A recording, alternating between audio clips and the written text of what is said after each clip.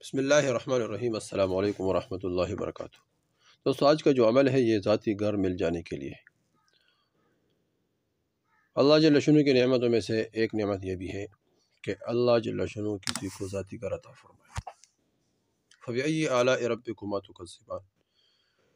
اللہ جل شانہ فرماتے ہیں کہ تم اپنے رب کی کون کون سے نعمتوں کو جھٹلاؤ گے۔ یہ کھانا پینا، اٹھنا بیٹھنا، سب یہ اللہ جل شانہ کے انعامات ہے۔ سونا جاگنا، اور یہ آنکھیں، یہ دل، دماغ، کان، اضحک اللہ وابکا، جس کو اللہ جل ہنساتے ہیں، رلاتے ہیں، یہ سارے اللہ کی نعمت ہیں۔ وَتُعِزُّ مَن تَشَاءُ وَتُذِلُّ مَن تَشَاءُ، جس کو چاہتے عزت دے، جس کو چاہتے ذلیل کرے۔ تُؤْتِي الْمُلْکَ مَن تَشَاءُ، جس کے لیے چاہتے ہیں ملک دے دے۔ یہ تمام اللہ جل شانہ کے انعامات ہیں۔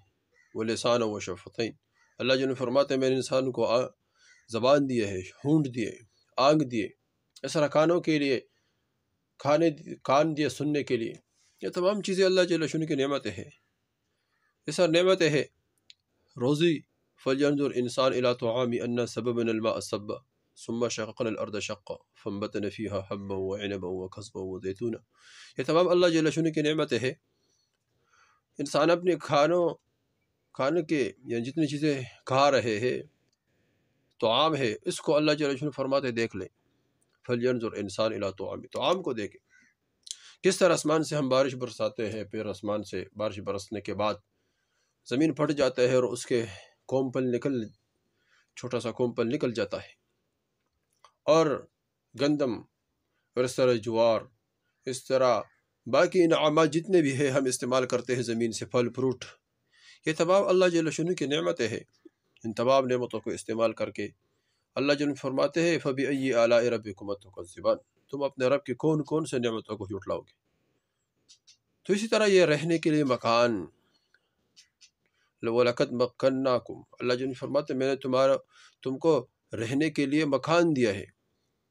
حضور صلی اللہ علیہ وسلم کی دعاؤں میں سے بھی ہے، اللہم بارک لی فی رزقی ووسع لی فی داری، اللہ میرے رزق میں بھی برکت عطا فرما اور مجھے وسیع، میرے گھر میں بھی وسعت عطا فرما۔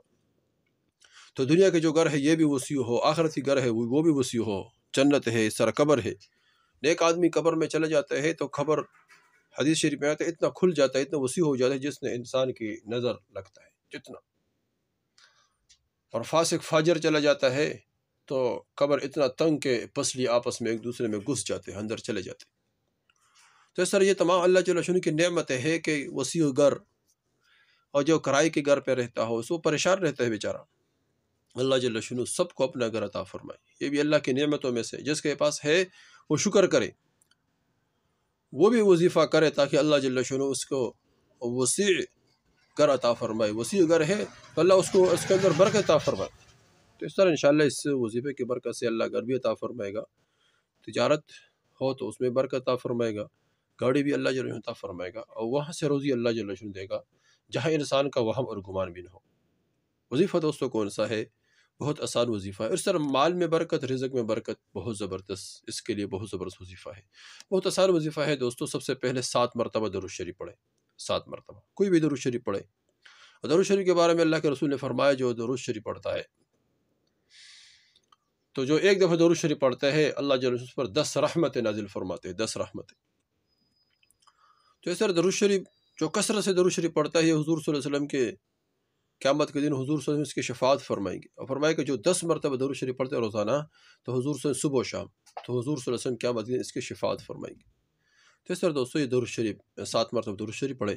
اس کے بعد سورہ کوثر پڑھے 21 مرتبہ، اِنَّا أَعْطَيْنَاكَ الْكَوْثَرَ، اور اس کے بعد لا حول ولا قوت الا باللہ، یہ ایک تسبیح پڑھے 100 مرتبہ۔